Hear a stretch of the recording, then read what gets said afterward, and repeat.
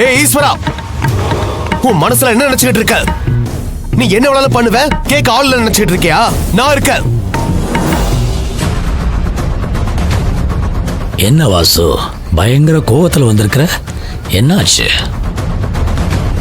நான் வேணா ஒன்னு கூல் பண்றதுக்கு மோகன பிலாகரி ராகத்துல வாசிக்கவா?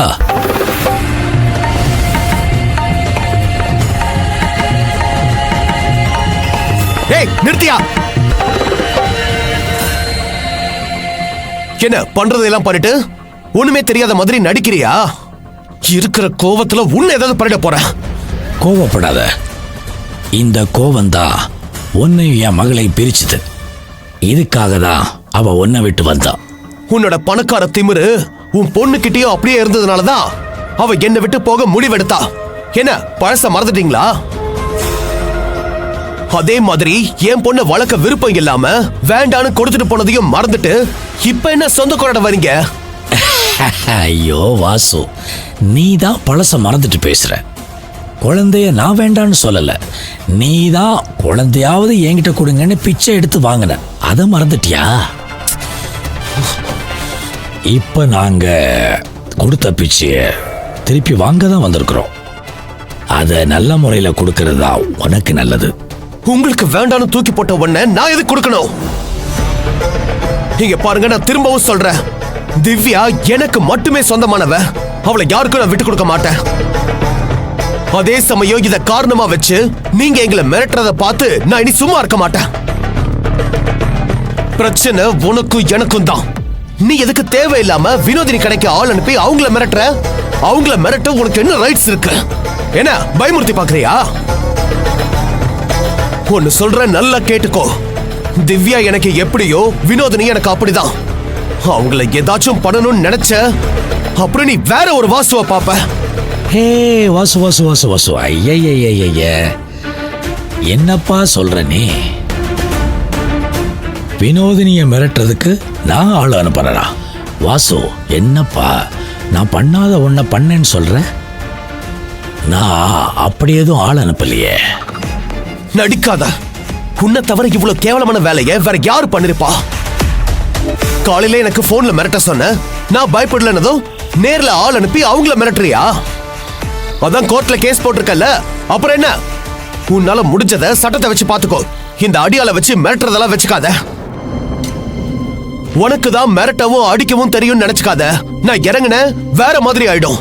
ஐயோ வாசு, என்னப்பா நீ? நான் பாட்டுக்கு என் மன நிம்மதிக்கு வாசிச்சுட்டு இருக்கிறேன்.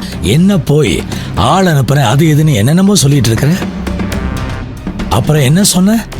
கோர்ட்ல கேஸ் போட்டாச்சு, எதுக்கு ஆளை வச்செல்லாம் மிரட்டணும்னா?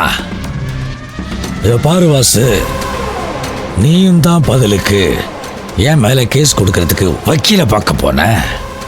அதோட விட வேண்டியதானே? சட்டப்படி கோர்ட்ல என் கூட மோத வேண்டியதானே?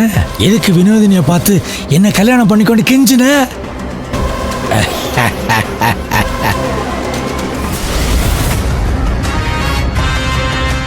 எதுக்கு அவசர அவசரமா திவ்யாவுக்கு ஒரு அம்மாவை ஏற்பாடு பண்ணணும்னு நினைக்கிற?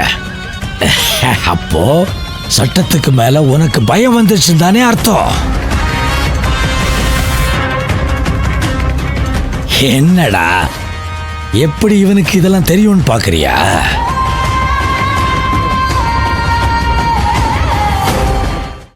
நீ எப்படி கிரிமினலா திவ்யாவை ஓம் பக்கம் வைக்கணும்னு நினைக்கிறியோ, நான் என் பேத்தியை என் பக்கத்துல வைக்கிறதுக்கு எப்படியெல்லாம் யோசிப்பேன். ஏய் வாசு, நான் பிறப்பிலே கிரிமினல்டா.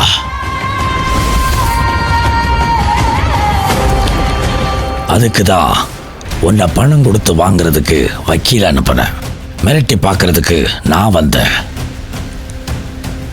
ஆனா இப்ப நீ ஒரு சம்பவம் சொன்னியே, அதை நான் பண்ணல.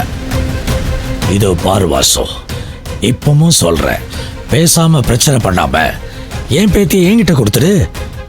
உனக்கும் உன்னை சார்ந்தவங்களுக்கும் எந்த பிரச்சனையும் வராது. நீ பாட்டுக்கு நிம்மதியா உன் வாழ்க்கைய எந்த சிக்கலும் இல்லாம சந்தோஷமா வாழலாம். என்ன சொல்ற? அதேதான் நானும் உனக்கு சொல்றேன்.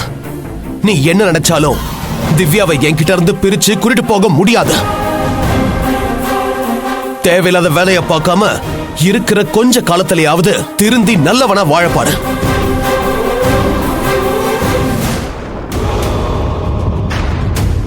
திரும்பவும் சொல்றேன், வினோதினியை இன்னொரு தடவை மிரட்டணும்னு யோசிச்சாலே நான் சும்மா இருக்க மாட்டேன்.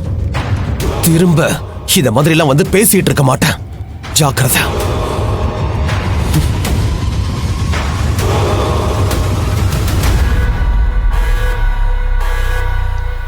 இவன் என்ன சொல்லிட்டு போறான்? ஒரே கன்ஃபியூஷனா இருக்கு.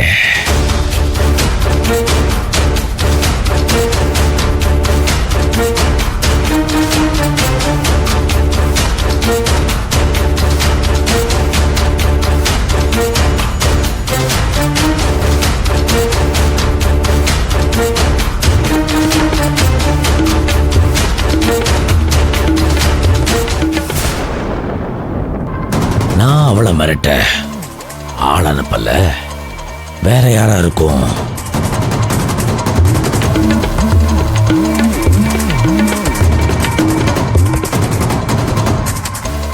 ஓஹோ, கதை அப்படி போகுதா?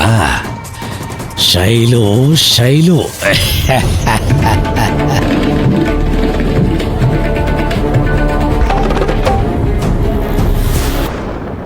நம்ம பொண்ணு நம்ம மேல நம்பிக்கை இல்லாம அவளே களத்துல நேரடியா இறங்கிட்டா போல இருக்கு.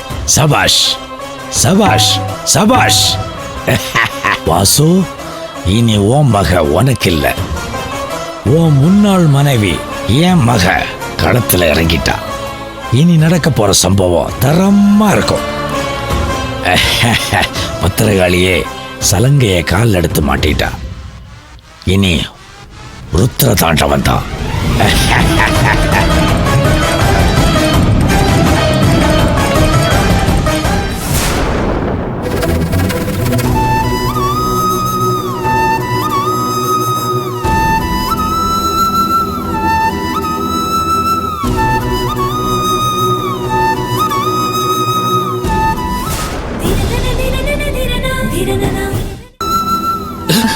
என்னங்காச்சு? ஏங்க நீங்க இந்த நேரத்துல எங்க என்ன பண்றீங்க? ஹலோ, நான் உங்களை தான் கேக்குறேன். என்ன மன்னிச்சிருங்க. நான் உங்களை மன்னிக்கிற அளவுக்கு நீங்க என்ன தப்பு பண்ணீங்க? என்ன இருந்தாலும் உங்களை இந்த நிலைமையில நான் தனியா விட்டுட்டு போயிருக்க கூடாது. அட, நான் தானங்க உங்களை போக சொன்னேன்.